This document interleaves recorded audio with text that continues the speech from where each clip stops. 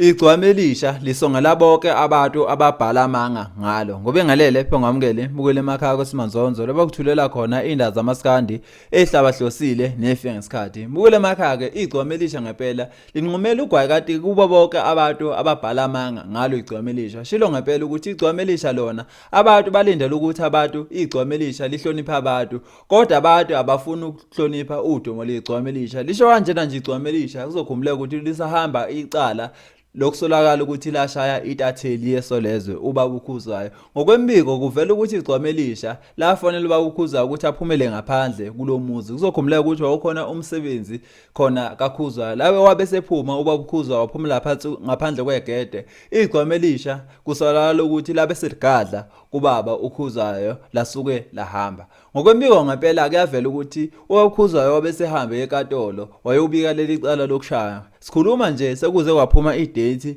yoqula kwaleli icala legcokama elisha ukuthi lashaya Intatheli yesolezwe ubaba uKhuzwayo igcokama elisha liphawulela ngempela kwivideo lifakile inkundla zokuxhumana ukuthi abantu abaningi balindele ukuthi igcokama elisha lihlonipha abantu ekubeni abantu bona bengafuni ukuhlonipha udumo lwakhe umthandeni Manqele ushilo ngempela ukuthi ngesikhathi ubaba uKhuzwayo ebhala kabi ebhala ngegama legcokama elisha esho ukuthi igcokama elisha lashawa le emcimbini kaMavava le oluntu uthi wayicabanga ukuthi lonto le izofika kanjani kubalandeli begcokama elisha ushilo ngempela futhi ukuthi yena uyayifikela endodeni uthe usazefikela kuba bonke abathuli behlelo ezeku-YouTube ama podcast nakhona futhi uzobabuza ukuthi kungani bebhala amanga ngalo ngaphandle ukuthi ngimoshi isikhathi nathi ivideo lapho igcokama elisha ngempela lichaza lento le yokuthi lisazefikela wonke amadoda aqamba amanga